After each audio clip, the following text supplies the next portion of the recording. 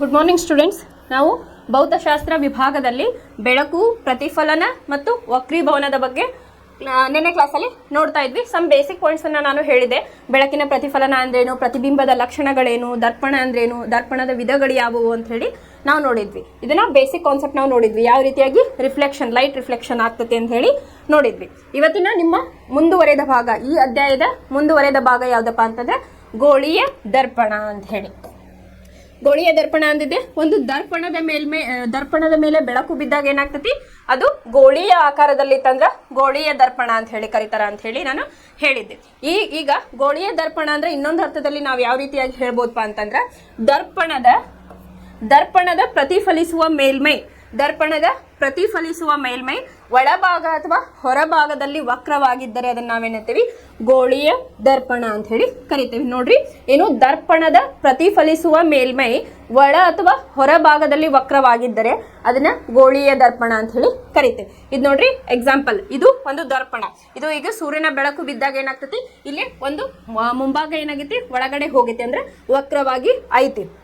So ಅದೇ ರೀತಿ ಇದು ಉಲ್ಟಾ, ಇದಕ್ಕೆ ಪೀನ ದರ್ಪಣ ಅಂತ ಹೇಳಿ ಕರಿತೀವಿ. ಜಸ್ಟ್ ಇಲ್ಲಿ ಏನ್ ತೋರ್ಸೇನಪ್ಪ ಅಂತಂದ್ರೆ ಒಳ ಮತ್ತು ಹೊರಭಾಗದಲ್ಲಿ ಯಾವ ರೀತಿಯಾಗಿ ವಕ್ರವಾಗಿರ್ತೈತಿ ಅಂತ ಹೇಳಿ ಹೇಳ್ತೇವೆ. ಈ ಗೋಳೀಯ ದರ್ಪಣದೊಳಗ ಎರಡು ವಿಧಗಳದಾವು. ಅವು ಯಾವ್ಯಾವಪ್ಪ ಅಂತಂದ್ರ ನಿಮ್ನ ದರ್ಪಣ ಮತ್ತು ಪೀನ ದರ್ಪಣ ಅಂತ ಹೇಳಿ ಅದಾವು. ಈಗ ನೆಕ್ಸ್ಟ್ ನಿಮ್ನ ದರ್ಪಣ ಅಂತಂದ್ರೆ ಏನ್ ತಿಳ್ಕೊಳ್ಳೋಣ, ಆಮೇಲೆ ಪೀನ ದರ್ಪಣ ಅಂದ್ರೆ ಅಂತ ಹೇಳಿ ತಿಳ್ಕೊಳ್ಳೋಣ. ಇದು ತಿಳ್ಕೊಂಡ್ರೆ ನೀವು ನೆಕ್ಸ್ಟ್ ಕಾನ್ಸೆಪ್ಟ್ ಈಸಿಯಾಗಿ ಅರ್ಥ ಆಗ್ತೈತಿ. ಇದು ಬೇಸಿಕ್ ನಿಮ್ದು ಅಂದ್ರೆ ನಿಮ್ನ ದರ್ಪಣ ಅಂದ್ರೇನು, ಪೀನ ದರ್ಪಣ ಅಂತಂದ್ರೇನು, ಆಮೇಲೆ ಅದ್ರದ್ದು ಸಮ್ ಕ್ಯಾರೆಕ್ಟರಿಸ್ಟಿಕ್ಸ್ ಇರ್ತಾವ. ಅದು ಅರ್ಥ ಆದ್ರೆ ನಿಮ್ಗೆ ನೆಕ್ಸ್ಟ್ ಕಾನ್ಸೆಪ್ಟ್ ಈಸಿ ಆಗ್ತೈತಿ. ಮೊದಲನೇದಾಗಿ ನಿಮ್ನ ದರ್ಪಣದ ಬಗ್ಗೆ ಈಗ ತಿಳ್ಕೊಳ್ಳಿ. ಇಲ್ಲಿ ಮೊದಲನೇದಾಗಿ ನಿಮ್ನ ದರ್ಪಣ, ಗೋಳೀಯ ದರ್ಪಣಗಳಲ್ಲಿ ಎರಡು ವಿಧಗಳು. ಒಂದೇದ್ದು ನಿಮ್ನ ದರ್ಪಣ, ಎರಡನೇದ್ದು ಯಾವುದು, ಪೀನ ದರ್ಪಣ ಅಂತ ಹೇಳಿ. ಇಲ್ಲಿ ಮೊದಲನೇದಾಗಿ ನಿಮ್ನ ದರ್ಪಣ ಅಂತಂದ್ರ ಗೋಳೀಯ ದರ್ಪಣದ ಪ್ರತಿಫಲಿಸುವ ಮೇಲ್ಮೈ ಒಳಭಾಗ ವಕ್ರವಾಗಿದ್ದರೆ ಅದನ್ನ ಏನಂತೀವಿ, ಇಲ್ಲಿ ನಿಮ್ನ ದರ್ಪಣ. ಇಲ್ಲಿ ನೋಡ್ರಿ, ಗೋಳೀಯ ದರ್ಪಣದ ಪ್ರತಿಫಲಿಸುವ ಮೇಲ್ಮೈ ಒಳಭಾಗ ವಕ್ರವಾಗಿದ್ದರೆ, ಒಳಭಾಗ ಅನ್ನೋದಿಲ್ಲೇ ಇಂಪಾರ್ಟೆಂಟ್. ಫಾರ್ ಎಕ್ಸಾಂಪಲ್ ಇದೊಂದು ನಾನು ನಿಮ್ನ ದರ್ಪಣಕ್ಕೆ ಎಕ್ಸಾಂಪಲ್ ಅನ್ನ ತೆಗೆದುಕೊಂಡೆ. ಈ ರೀತಿಯಾಗಿ ಹಾಕ್ಬೇಕು. ನೀವು ಹಾಕಿದಾಗ ಇಲ್ಲೇನ್ ಹೇಳೋ ಕಂಡೀಷನ್, ಗೋಳೀಯ ದರ್ಪಣದ ಪ್ರತಿಫಲಿಸುವ ಮೇಲ್ಮೈನ ಒಳಭಾಗ ವಕ್ರವಾಗಿದ್ದರೆ. ಫಾರ್ ಎಕ್ಸಾಂಪಲ್ ಇಲ್ಲಿ ಸೂರ್ಯನ ಕಿರಣಗಳು ಬಂದ್ವು ಅನ್ಕೊಡ್ರಿ, ಅಥವಾ ಮೇಲ್ಮೈ, ಇದರ ಒಳಗಿನ ಭಾಗ ಯಾವ್ದಾಗ್ತತಿ, ಈಗ ಈಡಾಗ್ತತಿ. ಇದೇನಾಗೈತಿ, ವಕ್ರವಾಗಿ ಐತಿ. ಇದಕ್ಕೆ ನಾವೇನಂತೇವಪ್ಪ ಅಂತಂದ್ರ ನಿಮ್ನ ದರ್ಪಣ ಅಂತ ಹೇಳಿ ಕರಿತೇವೆ. ನಾ ಮತ್ತೇನ್ ಬರ್ದೇನಿ, ನೆಕ್ಸ್ಟ್ ಒಂದಿಷ್ಟು ಸೆಂಟೆನ್ಸ್ ಅನ್ನ ಬರ್ದೇನಿ. ಯಾವಾಗ ನಿಮ್ನ ದರ್ಪಣದ ಬೆಳಕಿನ ಕಿರಣಗಳನ್ನು ಹಾಕಿದಾಗ ಅಂತಂದ್ರ, ನಿಮ್ನ ದರ್ಪಣದ ಮೇಲೆ ಬೆಳಕಿನ ಕಿರಣಗಳನ್ನು ಹಾಕಿದಾಗ ಬೆಳಕಿನ ಕಿರಣಗಳು ಒಂದು ಭಾಗದಲ್ಲಿ ಬಂದು ಕೂಡುತ್ತವೆ, ಅಂದರೆ ಕೇಂದ್ರದ ಕಡೆ ಸಾಗುತ್ತವೆ. ಹಾಗಾಗಿ ಇದನ್ನು ಕೇಂದ್ರೀಕರಿಸುವ ದರ್ಪಣ ಅಂತ ಹೇಳಿ ಕರೆದಾರೆ. ಹೆಂಗಪ್ಪ ಅಂತಂದ್ರೆ ಇದು ಒಂದೇನಂದೆ ನಾನು, ನಿಮ್ನ ದರ್ಪಣ. ಓಕೆ, ಇಲ್ಲೇನ್ ಮಾಡ್ತಪ್ಪ, ಇದು ಸೆಂಟರ್. ಈ ರೀತಿಯಾಗಿ ನಿಮ್ನ ದರ್ಪಣವನ್ನ ತೋರಿಸೋಣ. ಯಾವಾಗ ಸೂರ್ಯನ ಕಿರಣಗಳು ಇದು ನಿಮ್ನ ದರ್ಪಣದ ಮೇಲೆ ಬೀಳುತ್ತಾವೋ, ಈ ರೀತಿಯಾಗಿ ಸಮಾನಾಂತರ ರೇಖೆಗಳ ಮೇಲೆ ಸೂರ್ಯನ ಕಿರಣಗಳು ಬೀಳ್ತಾವಲ್ಲ, ಅವಾಗ ಏನಾಗ್ತದಪ್ಪ, ಇದು ಕೇಂದ್ರದಲ್ಲಿ ಒಂದು ಕೂಡಿದಂತೆ ಕೂಡ್ತಾವ. ಇಲ್ಲೇ ದರ್ಪಣದ ಬೆಳಕಿನ ಕಿರಣಗಳನ್ನು ಹಾಕಿದಾಗ ಬೆಳಕಿನ ಕಿರಣಗಳು ಒಂದು ಭಾಗದಲ್ಲಿ ಕೂಡುತ್ತವೆ ಅಂತ ಹೇಳ್ಯಾರ. ಈ ರೀತಿಯಾಗಿ ಇದನ್ನ ಸೆಂಟರ್ ಅಂತ ತಗೊಳ್ರಿ. ಈ ರೀತಿಯಾಗಿ ಏನಾಗ್ತತಿ, ಕೂಡ್ತಾವ ಬೆಳಕಿನ ಕಿರಣಗಳು.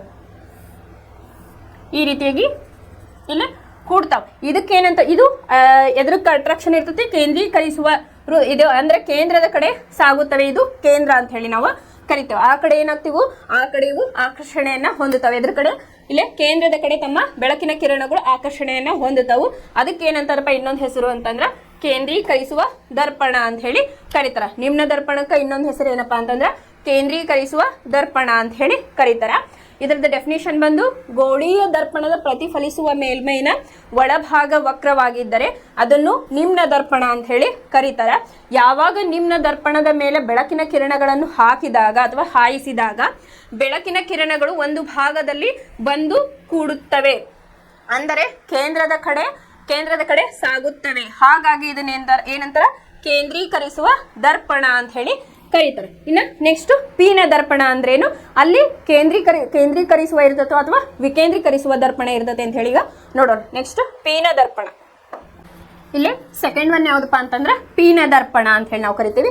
ಪೀನ ದರ್ಪಣ ಅಂತಂದ್ರೆ ಏನಪ್ಪಾ ಅಂತಂದ್ರೆ ಗೋಳೀಯ ದರ್ಪಣದ ಪ್ರತಿಫಲಿಸುವ ಮೇಲ್ಮೈ ಹೊರಭಾಗದಲ್ಲಿ ವಕ್ರವಾಗಿದ್ದರೆ, ಇಲ್ಲಿ ನೋಡ್ರಿ ಪ್ರತಿಫಲಿಸುವ ಮೇಲ್ಮೈ ಏನೈತಿ ಹೊರಭಾಗದಲ್ಲಿ ವಕ್ರವಾಗಿದ್ದರೆ ಅದನ್ನೇನು ಕರಿತೀವಪ್ಪ ಅಂತಂದ್ರೆ ಪೀನ ದರ್ಪಣ ಅಂತ ಹೇಳಿ ಕರಿತೀವಿ. ಇದನ್ನ ಯಾವ ರೀತಿಯಾಗಿ ನಿಮ್ನ ದರ್ಪಣ ಐತಲ್ಲ ಅದರ ಉಲ್ಟಾ ಇದು ಬರ್ತೈತಿ. ಫಾರ್ ಎಕ್ಸಾಂಪಲ್ ಇಲ್ಲಿ ಸೆಂಟರ್ ಅನ್ನ ಹಾಕೊಂಡ್ರಿ, ಕೇಂದ್ರವನ್ನ ಹಾಕೊಂಡು ಈ ರೀತಿಯಾಗಿ ಹಾಕೊಳ್ಳಿ.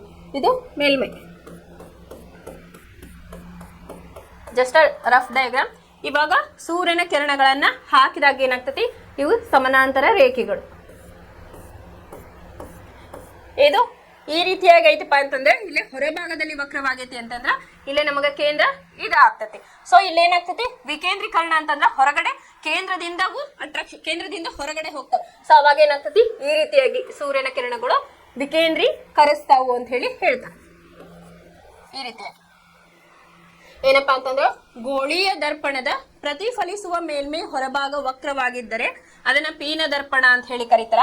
ಯಾವಾಗ ಬೆಳಕಿನ ಕಿರಣಗಳು ಪೀನ ದರ್ಪಣದ ಮೇಲೆ ಬೀಳುತ್ತವೆಯೋ ಬಿದ್ದಂತಹ ಕಿರಣಗಳು ಕೇಂದ್ರದಿಂದ ದೂರ ಸಾಗುತ್ತವೆ, ಇದರಿಂದ ಆದ್ದರಿಂದ ಇದಕ್ಕೆ ಏನಂತಾರ ವಿಕೇಂದ್ರೀಕರಿಸುವ ದರ್ಪಣ ಅಂತ ಹೇಳಿ ಕರೀತಾರ. ನಿಮ್ನ ದರ್ಪಣದೊಳಗೆ ಏನಾಯ್ತು, ಈ ರೀತಿಯಾಗಿ ಗೋಳಾಕಾರ ಇತ್ತು. ಇಲ್ಲೇ ಸೂರ್ಯನ ಕಿರಣಗಳು ಬಂದಾಗ ಏನಾಯ್ತಪ್ಪ, ಇಲ್ಲೇ ಕೇಂದ್ರ ಇಲ್ಲೇನಾಯ್ತು ಕೇಂದ್ರದ ಕಡೆ ತಮ್ಮ ಅಟ್ರಾಕ್ಷನ್ ಅನ್ನ ಹೊಂದಿದ್ವು ಈ ರೀತಿಯಾಗಿ. ಅದೇ ಪೀನ ದರ್ಪಣದಲ್ಲಿ ಏನಾಯ್ತು, ಇಲ್ಲಿ ಕೇಂದ್ರ ಇಲ್ಲಾಯ್ತು, ಇಲ್ಲಿಂದವು ವಿಕರ್ಷಣೆಯನ್ನ ಕೇಂದ್ರದಿಂದ ವಿಕರ್ಷಣೆಯನ್ನ ಹೊಂದಿದ್ವು. ಹಾಗಾಗಿ ಇದಕ್ಕೇನಂತಾರ ವಿಕೇಂದ್ರೀಕರಿಸುವ ದರ್ಪಣ ಅಂತ ಹೇಳಿ ಕರೀತಾರೆ. ಇದಿಷ್ಟು ಗೋಳೀಯ ದರ್ಪಣ ಮತ್ತು ಗೋಳೀಯ ದರ್ಪಣದ ವಿಧಗಳ ಬಗ್ಗೆ ತಿಳ್ಕೊಂಡ್ವಿ. ಆಮೇಲೆ ನೆಕ್ಸ್ಟ್ ಕಾನ್ಸೆಪ್ಟ್ ಏನಪ್ಪಾ ಅಂತಂದ್ರೆ ಈ ದರ್ಪಣದ ಕೆಲವೊಂದಿಷ್ಟು ವ್ಯಾಖ್ಯಾನಗಳು ಅದಾವು, ಅಂದ್ರೆ ಸೆಂಟೆನ್ಸಸ್ ಅದಾವು, ಅದ್ರ ಬಗ್ಗೆ ಈಗ ತಿಳಿತಾ ಹೋಗೋಣ. ಇಲ್ಲ ನೆಕ್ಸ್ಟ್ ಕಾನ್ಸೆಪ್ಟ್ ಏನಪ್ಪಾ ಅಂತಂದ್ರೆ ದರ್ಪಣಕ್ಕೆ ಸಂಬಂಧಿಸಿದ ಕೆಲವು ವ್ಯಾಖ್ಯಾನಗಳು ಅಂತ ಹೇಳಿ ಹೇಳ್ತಾರೆ. ನೆಕ್ಸ್ಟ್ ಈ ಕಾನ್ಸೆಪ್ಟ್ ಎಲ್ಲ ನಿಮ್ದು ಡಿಪೆಂಡ್ ಇರೋದು ನೆಕ್ಸ್ಟ್ ಇದ್ರದ್ದು ದರ್ಪಣಕ್ಕೆ ಸಂಬಂಧಪಟ್ಟಿದ್ದೆಲ್ಲ ಈ ಒಂದು ಕಾನ್ಸೆಪ್ಟ್ ಮೇಲೆ ಅಥವಾ ಈ ಒಂದು ವ್ಯಾಖ್ಯಾನಗಳ ಮೇಲೆ ಅಂತ ಹೇಳಿ ಹೇಳ್ಬೋದು. ಇದನ್ನ ಕಾನ್ಸಂಟ್ರೇಟ್ ಕೊಟ್ಟು ಕೇಳಿ. ಇಲ್ಲೊಂದು ನಾನು ಪೀನ ದರ್ಪಣದ ಡಯಾಗ್ರಾಮ್ ಅನ್ನ ಹಾಕಿನಿ, ಸರ್ಟನ್ ನೇಮ್ಸ್ ಅನ್ನ ಕೊಟ್ಟೇನಿ. ಫಾರ್ ಎಕ್ಸಾಂಪಲ್ ಇದು M1 M2, ಇದು P F capital F C X X dash ಅಂತಂದ್ರೆ ಈಗ ನಾವು ಗ್ರಾಫ್ ಹಾಕೋ ಮುಂದೆ X X ಡ್ಯಾಶ್ X ಅಕ್ಷ Y ಅಕ್ಷ ಅಂತೀವಲ್ಲ ಆ ರೀತಿಯಾಗಿ ಅಂತ ಹೇಳಿ ತಗೋಬಹುದು. ಏನೇನು ಕೊಟ್ಟಿವಿ, ಇಲ್ಲೇ ಕೇಂದ್ರವನ್ನ P capital F C X X dash M1 and M2, ಈ ಡಿಸ್ಟೆನ್ಸ್ ಅನ್ನ ಸ್ಮಾಲ್ f ಇಂದ ನಾನು ಕನ್ಸಿಡರ್ ಅನ್ನ ಮಾಡಿದ್ದೀನಿ. ಈಗ ಏನ್ ಮಾಡೋಣ, ಇವು ಪ್ರತಿಯೊಂದು ಅಕ್ಷರಗಳು ಏನನ್ನ ಸೂಚಿಸ್ತಾವು, ಅದರ ವ್ಯಾಖ್ಯಾನ ಏನು, ಅದರ ಅರ್ಥ ಏನಂತ ಹೇಳಿ ಇಲ್ಲೇ ಕಲಿಯೋಣ ಅಂತ. ಇದನ್ನ ಪೀನ ದರ್ಪಣವನ್ನ ತೆಗೆದುಕೊಂಡಾನೆ ಅದೇ ರೀತಿಯಾಗಿ ನಿಮ್ನ ದರ್ಪಣದಲ್ಲೂ ಇದನ್ನ ಮಾಡ್ಬೋದು. ಇದು ಫಸ್ಟ್ ಅಂದ್ರೆ ನಿಮ್ ವ್ಯಾಖ್ಯಾನ ಇರೋದ್ರಿಂದ ಇವಿಷ್ಟು ತಿಳ್ಕೊಂಡ್ರಿ ಅಂತಂದ್ರೆ ಪೀನ ದರ್ಪಣದೊಳಗೂ ಸೇಮ್ ವ್ಯಾಖ್ಯಾನ ಇರ್ತೈತಿ, ಆಮೇಲೆ ನಿಮ್ನ ದರ್ಪಣದೊಳಗೂ ಸೇಮ್ ಡೆಫಿನಿಷನ್ ಇಲ್ಲೇ ಇರ್ತೈತಿ ಅಂತೆ.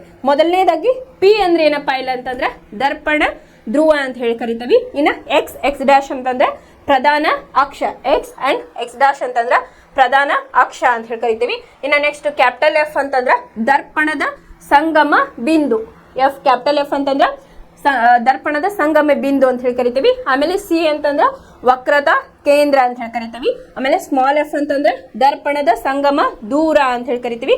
ಇನ್ನ ಕ್ಯಾಪಿಟಲ್ R ವಕ್ರದ ತ್ರಿಜ್ಯ ಅಂತ ಹೇಳಿ. ಆಮೇಲೆ M1 ಅಂಡ್ M2 ಅಂತಂದ್ರೆ ದ್ಯುತಿ ಕೇಂದ್ರ ಅಂತ ಹೇಳಿ ನಾವಿಲ್ಲಿ ಕರಿತೇವೆ, M1 ಅಂಡ್ M2.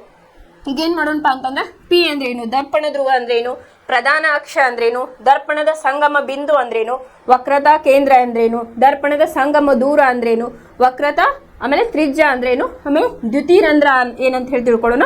ಇದು ಗೊತ್ತಾತಂದ್ರೆ ನೆಕ್ಸ್ಟ್ ಕಾನ್ಸೆಪ್ಟ್ ನಮ್ಗೆ ಈಸಿಯಾಗಿ ನಮಗಲ್ಲೇ ಅಂಡರ್ಸ್ಟ್ಯಾಂಡ್ ಆಗ್ತಾ ಹೋಗ್ತದೆ. ಮೊದಲನೇದಾಗಿ ಏನಪ್ಪಾ ದರ್ಪಣ ಧ್ರುವ. ಇಲ್ಲಿ ಮೊದಲನೇದಾಗಿ ಏನಪ್ಪಾ ಅಂತೇಳಿ ದರ್ಪಣ ಧ್ರುವ ಅಂತ ಹೇಳಿ ನಾವು ಕರೆದ್ವಿ. ಪಿ ಅಂದ್ರೆ ಇಲ್ಲಿ ದರ್ಪಣ ಧ್ರುವ. ದರ್ಪಣ ಧ್ರುವ ಅಂದ್ರೆ ಏನಪ್ಪಾ, ಗೋಳೀಯ ದರ್ಪಣದ ಪ್ರತಿಫಲಿಸುವ ಮೇಲ್ಮೈನ ಮಧ್ಯಭಾಗವನ್ನ, ಇದು ಪ್ರತಿಫಲಿಸುವ ಮಧ್ಯಭಾಗವನ್ನ ನಾವೇನ್ ಕರಿತೀವಿ ಇಲ್ಲಿ ದರ್ಪಣದ ಧ್ರುವ ಅಂತಂದ್ರ, ಗೋಳೀಯ ದರ್ಪಣದ ಮೇಲೆ ಯಾವಾಗ ಬೆಳಕು ಬೀಳ್ತತಲ್ಲ ಅದು ಪ್ರತಿಫಲಿಸುವ ಮೇಲ್ಮೈ ಏನಿರ್ತತಲ್ಲ ಅದರ ಮಧ್ಯ ಬಿಂದುವನ್ನ ನಾವೇನಂತೀವಪ್ಪ ಅಂತಂದ್ರೆ ಇಲ್ಲಿ ದರ್ಪಣ ಧ್ರುವ ಅಂತ ಹೇಳಿ ಕರಿತೀವಿ.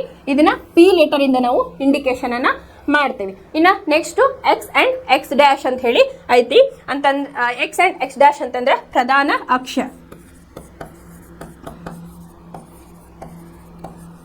ಪ್ರಧಾನ ಅಕ್ಷ. ಗೋಳೀಯ ದರ್ಪಣದ ಧ್ರುವದ ಮೂಲಕ ಅಂತಂದ್ರೆ ಈ ಧ್ರುವಗಳ ಮೂಲಕ ಹಾದು ಹೋಗುವ ಒಂದು ಸಮಾಂತರ ರೇಖೆಗೆ ನಾವೇನಂತೀವಪ್ಪ ಅಂತಂದ್ರೆ ಪ್ರಧಾನ ಅಕ್ಷ. ಇದನ್ನ ಇದಕ್ಕ ನಡುವೆ ಏನ್ ಹಾದು ಹೋಗ್ತದಲ್ಲ ಸಮಾನಾಂತರವಾದ ಅಕ್ಷಕ್ಕ ನಾವೇನಂತೀವಿ ಇಲ್ಲಿ ಯಾವುದು ಪ್ರಧಾನ ಅಕ್ಷ ಅಂತ ಹೇಳಿ ಕರಿತೀವಿ. ಅದನ್ನ ಯಾವ್ದ್ರಿಂದ ಇಂಡಿಕೇಟ್ ಮಾಡ್ತೀವಿ, ಎಕ್ಸ್ ಅಂಡ್ ಎಕ್ಸ್ ಡ್ಯಾಶ್ ಅಂತ ಹೇಳಿ ಕರಿತೇವೆ. ಪಿ ಅಂತಂದ್ರೆ ಗೋಳೀಯ ದರ್ಪಣದ ಮೇಲೆ ಬೆಳಕಿನ ಕಿರಣಗಳು ಬಿದ್ದಾಗ ಪ್ರತಿಫಲಿಸುವ ಮೇಲ್ಮೈನ ಮಧ್ಯ ಬಿಂದುವನ್ನ ನಾವು ಇಲ್ಲಿ ದರ್ಪಣದ ಧ್ರುವ ಅಂತ ಹೇಳಿ ಕರಿತೀವಿ. ಗೋಳೀಯ ದರ್ಪಣದ ಮೂಲಕ ಹಾದು ಹೋಗುವ ಒಂದು ಸಮಾನಾಂತರ ರೇಖೆಗೆ ನಾವೇನಂತೀವಿ, ಪ್ರಧಾನ ಅಕ್ಷ ಅಂತ ಹೇಳಿ ಕರಿತೀವಿ. ಅದನ್ನ ಎಕ್ಸ್ ಅಂಡ್ ಎಕ್ಸ್ ಡ್ಯಾಶ್ ಮೂಲಕ ನಾವಿಲ್ಲ ಅದನ್ನ ಗುರುತಿಸ್ತೇವೆ. ಇನ್ನು ನೆಕ್ಸ್ಟ್ ಎಫ್ ಅಂತಂದ್ರೆ ಏನು, ದರ್ಪಣದ ಸಂಗಮ ಬಿಂದು ಅಂತ ಹೇಳಿ ನಾವು ಕರಿತೀವಿ.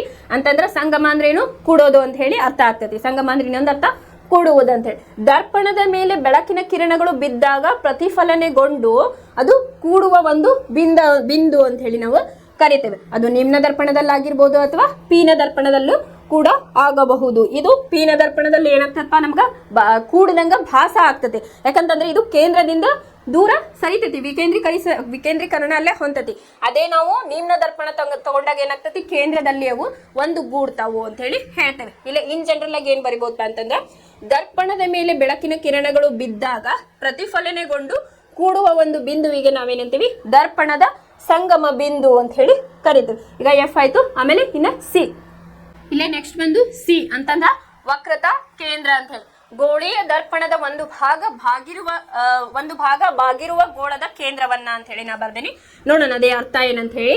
ಈಗ ಫಾರ್ ಎಕ್ಸಾಂಪಲ್ ಒಂದು ಇಮ್ಯಾಜಿನೇಷನ್ ಅನ್ನ ಮಾಡೋಣ. ಇದೇನು ಒಂದು ಗೋಳ ಅಂತ ಹೇಳಿ ನಾವು ಕನ್ಸಿಡರ್ ಮಾಡ್ತೀವಿ. ಅವ್ರೇನ್ ಹೇಳ್ಯಾರ, ಒಂದು ಭಾಗ ಅಂತ ಹೇಳಿ ಕನ್ಸಿಡರ್ ಮಾಡ್ಯಾರ. ಇದನ್ನ ನಾವೇನ್ ಮಾಡೋಣ, ಕಾಲ್ಪನಿಕ ಗೋಳ ಅಂತ ಹೇಳಿ ಕನ್ಸಿಡರ್ ಮಾಡೋಣ. ಫಸ್ಟಿಗೆ ಒಂದು ಗೋಳವನ್ನ ರಚನೆ ಮಾಡ್ಕೊಳ್ಳೋಣ. ಓಕೆ, ಈಗ ಒಂದು ಭಾಗ ಅವ್ರು ಏನ್ ಮಾಡ್ಯಾರ, ಇಲ್ಲೇ ಒಂದು ಭಾಗ ಬಾಗಿರುವಂತೆ ಕಾಣ್ತತಿ ಅಂತ ಹೇಳಿ. ಎಕ್ಸಾಂಪಲ್, ಇದು ಒಂದು ಕಾಲ್ಪನಿಕ ಗೋಳ ಅಂತ ಹೇಳಿ ತಗೊಳ್ಳೋಣ. ಕಾಲ್ಪನಿಕ ಗೋಳ ಇದು ಒಂದು ಭಾಗವನ್ನ ಮಾತ್ರ ನಾವಿಲ್ಲಿ ಕನ್ಸಿಡರ್ ಮಾಡಬೇಕು. ಯಾಕಂತಂದ್ರೆ ಒಂದು ಭಾಗ ಬಾಗಿರುವ ಗೋಳದ ಕೇಂದ್ರವನ್ನ ಅಂತ ಹೇಳಿ ಹೇಳ್ಯಾರ ಅವ್ರು. ಸೊ ಹಂಗಾಗಿ ಏನಾಯ್ತಿಲ್ಲ, ಭಾಗದ ಕೇಂದ್ರವಾಗಿ ಏನಾಗ್ತತಿ, ಈ ರೀತಿ ಸಮಾನಾಂತರ ರೇಖೆ ನಡೆದಾಗ ಇದು ನಮಗೆ ಕೇಂದ್ರ ಆಗಿ ಆಗ್ತತಿ. ಇದಕ್ಕೆ ಏನಂತೀವಪ್ಪ ನಾವು, ಇಲ್ಲೇ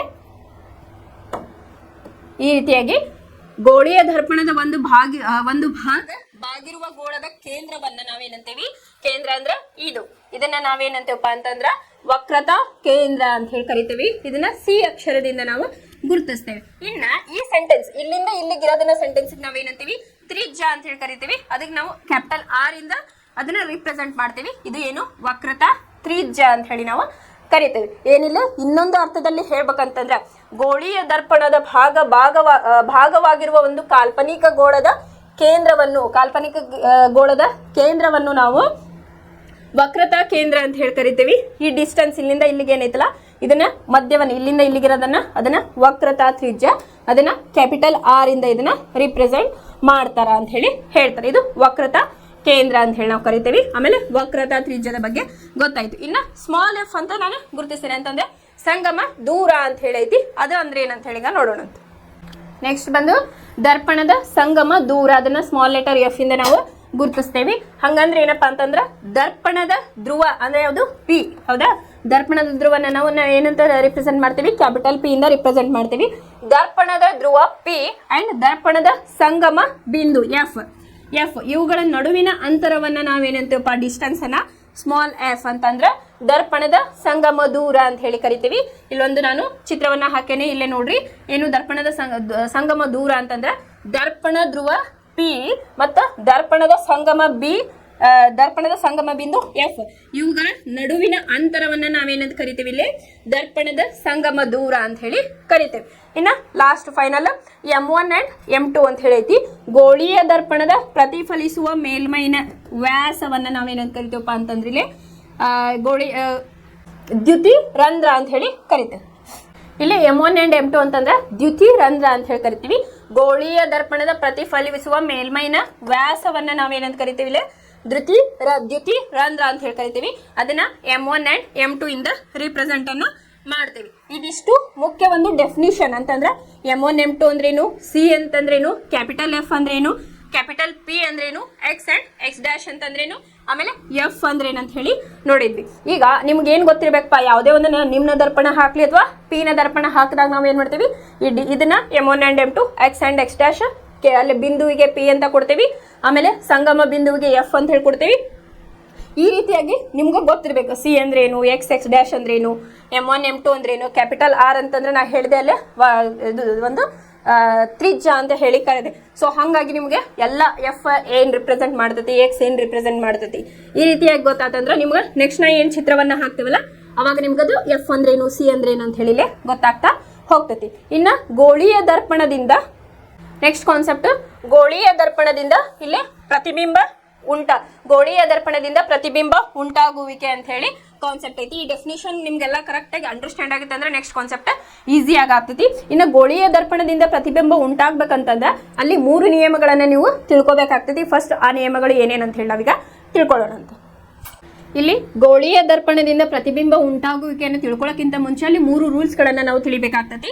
ಮೊದಲನೇ ನಿಯಮ ಏನಪ್ಪಾ ಅಂತಂದ್ರ ಇದ್ರೊಳಗ ಮೊದಲನೇ ನಿಯಮ, ಗೋಳೀಯ ದರ್ಪಣದ ಪ್ರಧಾನ ಅಕ್ಷಕ್ಕೆ ನೇರವಾಗಿ ಬರುವ ಬೆಳಕಿನ ಕಿರಣಗಳು ಪ್ರತಿಫಲಿತಗೊಂಡು ಸಂಗಮ ಬಿಂದು ಅಂದ್ರೆ ಎಫ್ ಸಂಗಮ ಬಿಂದುವಿನ ಮೂಲಕ ಹಾದು ಹೋಗುತ್ತವೆ ಅಥವಾ ಹಾದು ಹೋದಂತೆ ಭಾಸವಾಗುತ್ತದೆ ಅಂತ ಹೇಳಿ ನಾನು ಬರ್ದೇನೆ. ಇಲ್ಲೇ ನಾನು 2 ಸೆಂಟೆನ್ಸ್ ಅನ್ನ ನೋಡ್ಬೋದು ನೀವು. ಸಂಗಮ ಬಿಂದುವಿನ ಮೂಲಕ ಹಾದು ಹೋಗುತ್ತದೆ ಅಥವಾ ಹಾದು ಹೋದಂತೆ ಭಾಸವಾಗುತ್ತದೆ ಅಂತ ಹೇಳಿ ಬರ್ದೇನೆ. ಇದ್ ಯಾಕೆ ಹೆಂಗ್ ಬರ್ದನಪ್ಪ ಅಂತಂದ್ರೆ ಇಲ್ಲ ಎಕ್ಸ್ಪ್ಲೇಷನ್ ಅನ್ನ ನೋಡೋಣ ಅಂತ. ಗೋಳೀಯ ದರ್ಪಣದ ಪ್ರಧಾನ ಅಕ್ಷ ಅಂದ್ರೇನು, ಇದು ಅಲ್ಲಿ ಅಕ್ಷಕ್ಕೆ ನೇರವಾಗಿ ಬರುವ ಬೆಳಕಿನ ಕಿರಣಗಳು ಪ್ರತಿಫಲಿತಗೊಂಡು ಸಂಗಮ ಬಿಂದುವಿನ ಮೂಲಕ ಹಾದು ಹೋಗುತ್ತವೆ ಅನ್ನೋದನ್ನ ನೋಡೋಣ. ಎಕ್ಸಾಂಪಲ್ ಇಲ್ಲ ನಿಮ್ನ ದರ್ಪಣದ ಮೇಲೆ ನೋಡೋಣ. ಈಗ ಏನಾಗ್ತೈತಿ, ಒಂದು ಬೆಳಕಿನ ಕಿರಣ ಬಿತ್ತಂದ್ರೆ ನಿಮ್ನ ದರ್ಪಣದ ಮೇಲೆ ಏನಾಗ್ತೈತಿ, ಈ ರೀತಿಯಾಗಿ ಬೆಳಕಿನ ಕಿರಣ ಬೀಳ್ತತಿ ಅಂತ ತಿಳ್ಕೊಳ್ಳೋಣ. ಅವಾಗ ಏನಾಗ್ತೈತಿ, ಬೆಳಕಿನ ಕಿರಣಗಳು ಈ ರೀತಿಯಾಗಿ ಇಲ್ಲೇ ಸಂಗಮ ಬಿಂದುವಿನ ಮೂಲಕ ಹಾದು ಹೋಯ್ತು, ಹಾದು ಹೋದಂತೆ ಕಾಣುತ್ತದೆ.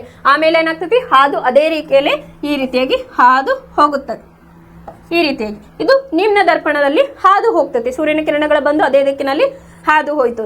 ಇಲ್ಲೇ ನಾ ಏನ್ ಮಾಡೀನಿ, ಇನ್ನೊಂದು ಸೆಂಟೆನ್ಸ್, ಹಾದು ಹೋದಂತೆ ಭಾಸವಾಗುತ್ತದೆ ಅಂತ ಹೇಳಿ. ನಾವು ಅದಕ್ಕೆ ಹೇಳಿದೆ ನಿಮ್ನ ದರ್ಪಣ ಅಂದ್ರೇನು, ಪೀನ ದರ್ಪಣ ಅಂದ್ರೆ ಏನಂತ ಹೇಳಿ ಮೊದ್ಲಿಗೆ ನಾವು ಕಲಿಬೇಕಾಗ್ತತಿ ಏನಂತ ಹೇಳಿ. ಇದು ಪೀನ ದರ್ಪಣದೊಳಗೆ ಏನಾಗ್ತೈತಿ, ಸೂರ್ಯನ ಕಿರಣಗಳು ಬೀಳ್ತಾವ ಅನ್ಕೊಳ್ರಿ. ಈಗ ಇಲ್ಲೇನಾಗ್ತೈತಿ, ಈ ರೀತಿಯಾಗಿ ಬೀಳ್ತೈತೆ. ಇಲ್ಲೇನಾಗ್ತೈತಿ, ಈ ರೀತಿಯಾಗಿ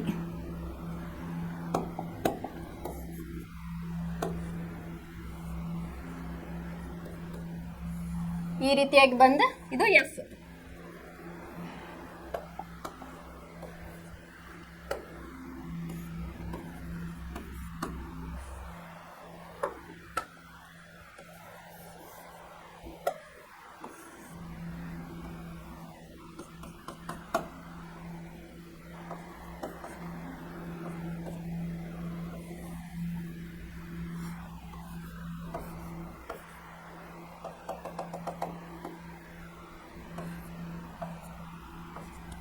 ಈ ರೀತಿಯಾಗಿ ಹೆಂಗಪ್ಪ ಅಂತಂದ್ರೆ ಬೆಳಕಿನ ಕಿರಣಗಳು ಪ್ರಧಾನ ಅಕ್ಷದ ಮೂಲಕ ಈ ರೀತಿಯಾಗಿ ಇಲ್ಲಿ ಪ್ರಧಾನ ಅಕ್ಷದ ಮೇಲೆ ತಗೋಬಹುದು.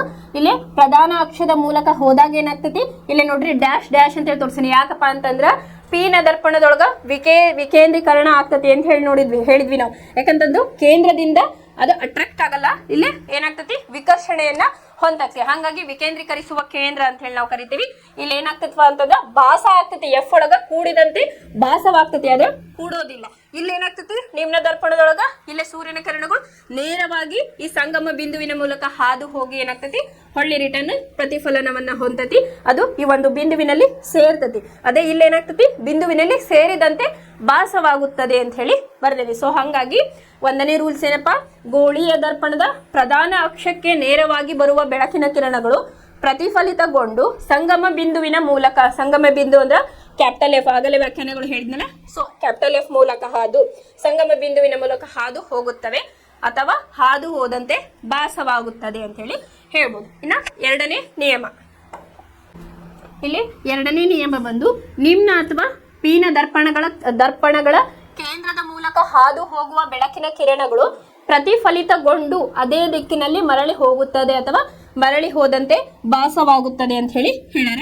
ಅದೇ ನಾ ಈಗ ಹೇಳಿದ್ನಲ್ಲ, ಇಲ್ಲೇನಾಗ್ತತಿ, ಈಗ ನಿಮ್ನ ದರ್ಪಣದೊಳಗೆ ಏನಾಯ್ತು, ಇದು ಸಂಗಮ ಬಿಂದು ಎಫ್ ಅಂತ ಹೇಳಿ ತಗೊಳ್ರಿ. ಇಲ್ಲಿ ಏನಾಗ್ತತಿ, ಬೆಳಕಿನ ಕಿರಣಗಳು ಹಾದು ಹೋದಾಗ ಇಲ್ಲೇ ಕೇಂದ್ರದಲ್ಲಿಯೂ ಸೇರ್ತಾವು ಅಂತ ಹೇಳಿ ನಾ ಹೇಳಿದೆ. ಅದೇನಾಗ್ತತಿ, ಬೆಳಕಿನ ಕಿರಣಗಳನ್ನ ಈ ರೀತಿಯಾಗಿ ನಾನು ಸೂಚಿಸ್ತೇನೆ. ಹೌದಾ, ಈ ಕೇಂದ್ರ ಬಿಂದುವಿನ ಮೂಲಕ ಹಾದು ಹೋಯ್ತು, ಅದು ಪ್ರತಿಫಲನಗೊಂಡು ಒಂದು ಸಾಫ್ಟ್ ಸರ್ಫೇಸ್ ಮೇಲೆ ಬಿದ್ದ ಪ್ರತಿಫಲಿತಗೊಂಡು ಅದೇ ದಿಕ್ಕಿನಲ್ಲಿ, ಅಂದ್ರ ಇದೇ ದಿಕ್ಕಿನಲ್ಲಿ ಏನಾಗ್ತತಿ, ಮರಳಿ ಹೋಗುತ್ತದೆ. ಇದು ಎದ್ರಾಗ ನಿಮ್ನ ದರ್ಪಣದೊಳಗ. ಅದೇ ನೀವು ಪೀನ ದರ್ಪಣದಲ್ಲಿ ಬಂದ್ರಿ ಅಂದ್ರ ಇಲ್ಲೇನಾಗ್ತೈತಿ, ಬೆಳಕಿನ ಕಿರಣಗಳು ಬರ್ತಾವಿಲ್ಲ, ಇಲ್ಲೇ ಕೇಂದ್ರದ ಮೂಲಕ ಹಾದು ಹೋಗ್ತಾವ. ಹಾದು ಹೋಗಿ ಈ ರೀತಿಯಾಗಿ ಏನಾಗ್ತಾವ, ಬೆಳಕಿನ ಕಿರಣಗಳು ಬಿದ್ದು ಈ ರೀತಿಯಾಗಿ ಬಿದ್ವಂತಿ ಕೊರಿ.